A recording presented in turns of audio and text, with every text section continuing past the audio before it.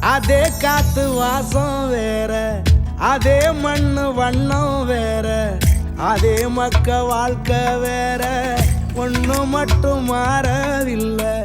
மத்த நாட்டு சுவையெல்லாமே ஒத்த வேலை உடைய போல, சுத்தமான நம்மூர் சுவையோ ஆத்தா தந்த உசுர போல.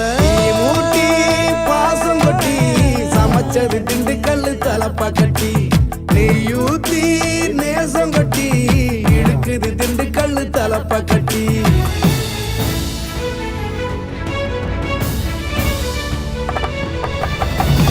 ஊட்டி பாசம் கொட்டி சமைச்சது திண்டுக்கல்லு தலப்பா கட்டி, நெய்யூத்தி நேசம் கொட்டி படைச்சது திண்டுக்கல்லு தலப்பா கட்டி.